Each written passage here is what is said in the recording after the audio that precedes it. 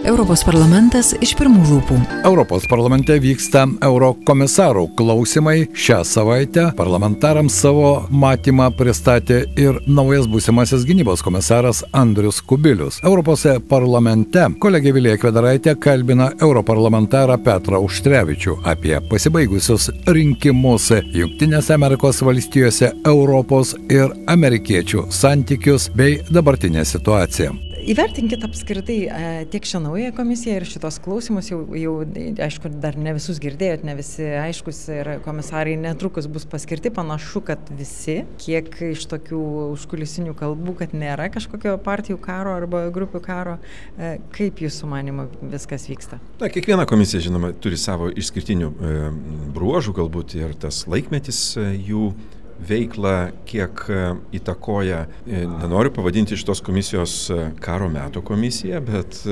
žinom, kokiais laikais gyvenam, ar ne?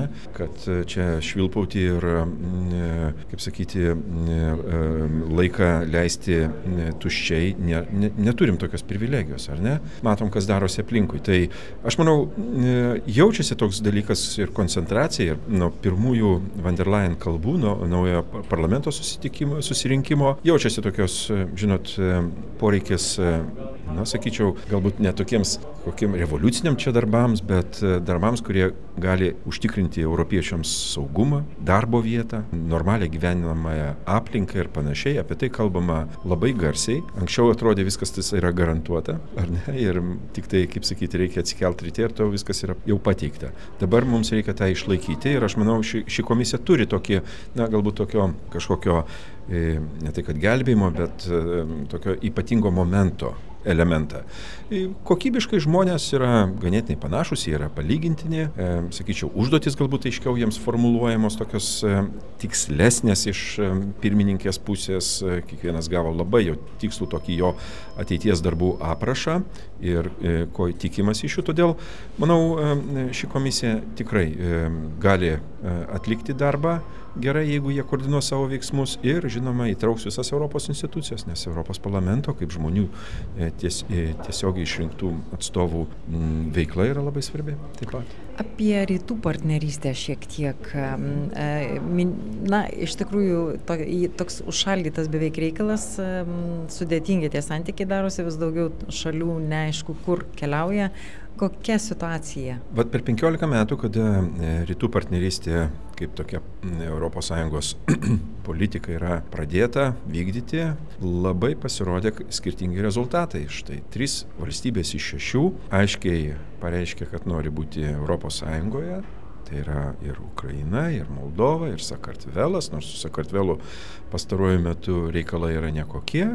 Reikia pripažinti, kad valstybė iš esmės sustabdė savo integraciją, jie, o ne mes, dėl iš esmės politinių kriterijų, dėl to, kad jie vis nori gražytis į Rusijos pusę, į Rusijos įtakos matosi, jų vidiniai politikoje yra pasiekę labai pavojingą mastą. Nežinau, ar patys žmonės tos valstybės supranta, kokiam kelyje yra atsiradę. Tai štai 3 valstybės iš 6 pasuko labai aiškiai, likusios 3, štai Baltarusija, žinom, kad praktiškai hibridinė okupacija tos valstybės yra įvykusi. Armėnija bando galų gale apsispręsti, kur ir į kurią pusę jiems reikia eiti. Manau, kad jau greit išgirsime jų vos ne kvietimą ir prašymą būti priimtiems ir pradėti su jais gilesnius darbus. Azerbaidžanas, kol ten yra naftos ir dujų, matyt, bus tokia autokratinės valstybės daugiau būklėje, nesimato tenai tokių pokyčių. Todėl išsiskyrimas tas labai aiškus. Mums reikia turėti galimybę palaikyti ryšius su visais skirtingai pagal jų pačių formuluojamus lūkesčius ir interesus, bet aš manau, kad rytų partnerystė vis dėlto davė savo rezultatų, ar ne?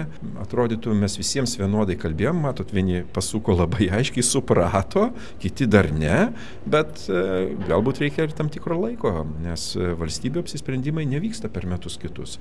Kartais reikia ir 10-mečio. Apie paskutinę naujieną, kaip vertinat, nežinau, kiek europarlamentarai jau spėjo išdiskutuoti, bet turbūt ir iš anksto buvo kažkokios prognozės, santykiai su JAV būsimi. Kokie jie bus? Jo, mums reikia suprasti, kad mes privalėsime gerbti tos rezultatus ir pasirinkimą. Nežinau, kiek šiuose rūmose žmonių norėjo, kad Donaldas Trumpas užimtų ir laimėtų pirmą vietą. Taip atsitiko. Aš labai norėčiau, kad mes dirbtinų linijų nebrėžtumėm. Reikės mums bendradarbiauti, be jokios abejonės. Abiem pusėm reikia beje. Manau, kad ir Jungtinės Amerikos valstijos tą dalyką supras, nes galbūt jie yra ir didelė valstybė, galinga valstybė, bet vis dėlto per maža, kad globalius reikalus nuspręstų viena. Tokių patikimų partnerių kaip europiečiai jie neturi. Tokių prekybinių santykių kaip su Europa vargu ar surasi. Mes papildome, mes konkuruojame, bet tuo pačiu mes vieni kitiems sukūrėme ir galimybę štai eiti į priekį ir per prekybą, ir per politinę partnerystę. Todėl aš labai tikiuosi, kad mes nusiraminę, supratę, kas atsitiko, be nereikalingo karščiavimuose, sugebėsime surasti naujų santykių pagrindą. Aš matau, kadangi autokratizmas ir ta blogio šis, jinai yra kelianti pavojų ir Amerikai, ir Europai ypatingai. Ir be bendradarbiavimo, be bendrystės mes būsime abu rizikingoje situacijoje. Tai tragedijos nematau. Aš atvirai tariant, tragedijos nematau. Aš nenoriu pasakyti, kad amerikiečiai padarė kapitalinę klaidą, jie padarė pasirinkimą. Ar ne? Toks jų pasirinkimas, galbūt mes ne viską suprantame, kai galbūt gyveni toj Jungtinių Amerikos valstijų provincijoje, ar ne, ir kai matai tuštėjančias gamyklas ir galbūt kitus, nebūtinai pačius geriausius socialinius reiškinius, tu visiškai kitaip formuluoji tuos dalykus, ar ne? Tai manau, tam suprasti dar iki galo reikės. Žinoma, Trumpas nėra mano kandidatas, bet aš žinau, kad ir su ne savo kandidatu tu privalai kartais surasti bendrą kalbą.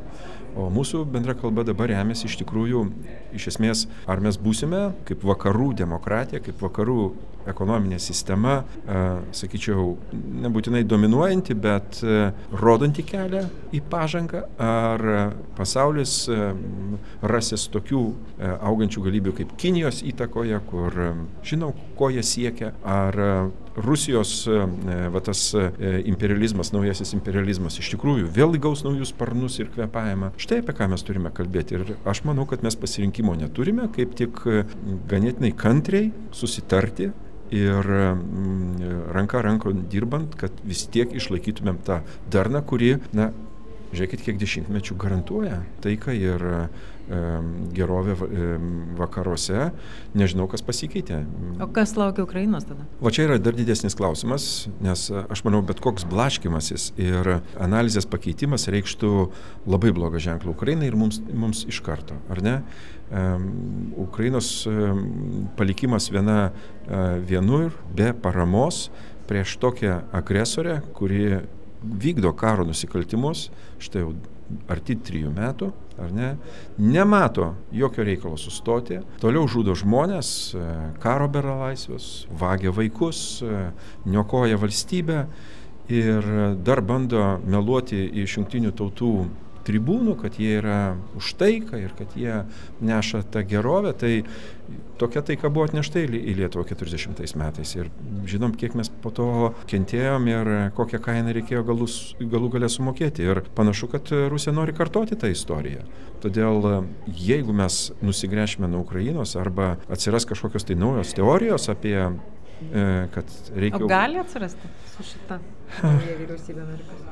Su nauju prezidentu? Aš, žinot, labai tikiuosi, kad jinai nebus bent jau pagarsinta. Aš nežinau, kokie ten variantai gali būti svarstomi, bet jie negali būti pagarsinti ir jie negali tapti vyraujančią politinę liniją. Jeigu taip atsiras, mes turime pagrindo pradėti abejoti iš tikrųjų Jungtinių Amerikos valstijų pasirinktų politinių kursų. Tai reikštų skilimus, tai reikštų iš tikrųjų, aš nežinau, ar pačiai Amerikai reikia tokių abejonių, kurias jinai gali pasėti tvirtų partnerių pusėje. Nes kartais, kai tu turi geresnį pasirinkimą, tu esamiems partneriams sakai, žinot, va čia kažko, tai jūs man nepadarot, nepadedat ir panašiai. Aš einu į tenai. Kur eis Amerika? Su kuo eis Amerika? Kur tie naujieji partneriai? Lotynų Amerikoje? Afrikoje? Pietryčių Azijoje? Pavardinkite man. Duokite sąrašą štai 20 šiuo metu vienų labiausiai išsivyščiusių valstybių, ar ne? Kuo jūs pakeisite tą sąrašą iš europiečius į kažką tai kitą? Duokite man, prašau, sąrašą. Jeigu jo nėra, gal reikėtų nusiraminti ir gerai apgalvojus savo veiksmus, tiesiog rasti bendrą sutarimą. Čia niekas nesako, kad vieni kitiems turime diktuoti, paprasčiausiai turime sutarti. Sutarimas yra ir kompromisas kartais. Radio stočiai FM 99 pasakojo europarlamentaras Petras Auštrevičius. Jį Europos parlamente Briuselėje kalbino kolegė Vilija Kvedaraitė. Europos parlamentas iš pirmų lūpų.